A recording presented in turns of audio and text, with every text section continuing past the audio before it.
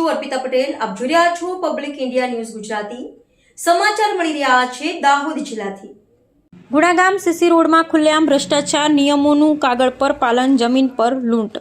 દાહોદ જિલ્લાના દેવગઢ બારિયા તાલુકાના ગુણા ગામે ચાલી રહેલ સીસી રોડના કામમાં ઘોર બેદરકારી નહીં પરંતુ ખુલ્લેઆમ ભ્રષ્ટાચાર થઈ રહ્યો હોવાનું ચોંકાવનારો ખુલાસો થયો છે. ગુણા ફાર્મ રોડ ઉપર ચાલી રહેલ સીસી રોડનું કામ સરકારી નિયમો, ટેકનિકલ ધોરણો અને ગુણવત્તાને કચડીને કરવામાં આવી રહ્યું છે. સ્થળ પર કોન્ટ્રાક્ટર કે જવાબદાર સરકારી એન્જિનિયર હાજર ન હોય તો દેખરેખ વિના માત્ર મજૂરોના ભરોસે કામ ચાલે છે, જેનાથી સ્પષ્ટ થાય છે કે બિલ પૂરું કામ અધૂરું એ જ નીતિ અપનાવવામાં આવી છે. નિયમ મુજબ સીસી રોડ પહેલા જમીન પર પાણી છાંટી યોગ્ય બેડ તૈયાર કરવો ફરજિયાત છે, પરંતુ અહીં ખાલી માટી પર સીધું મટીરિયલ ઢોળી દેવામાં આવી રહ્યું છે. પરિણામે આ રોડ લાંબો સમય ટકી શકે તેવું નથી, પરંતુ કાગળ પર તો કરોડોની મજબૂતી બતાવવામાં આવશે.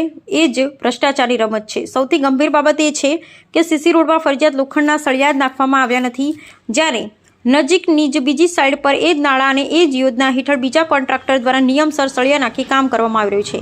તો સવાલ એ છે કે એક જ યોજના બે અલગ નિયમો કેમ? ક્યાં ગયા લોખંડના સળિયા? કોના ખિસ્સામાં ગયો સરકારી ખર્ચ? ગુણા પીએચસી રોડ પર સળિયા સાથેનું કામ સ્પષ્ટ દેખાય છે, પરંતુ બીજી બાજુ એ જ યોજનામાં સળિયા વગર, પાણી વગર, માપતાલ વગર કામ ચાલી રહ્યું છે.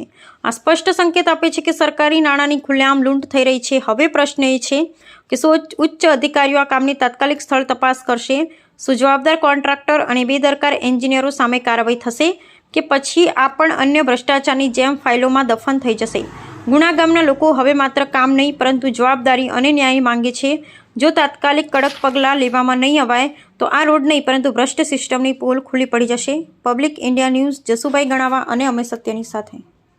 પબ્લિક ઇન્ડિયા ન્યૂઝ ગુજરાતીમાં સમાચાર જોવા માટે ચેનલને લાઈક કરો, શેર કરો, સબસ્ક્રાઇબ કરો અને બેલ આઇકન પ્રેસ કરો, જેથી આપને નોટિફિકેશન્સ મળતી રહે.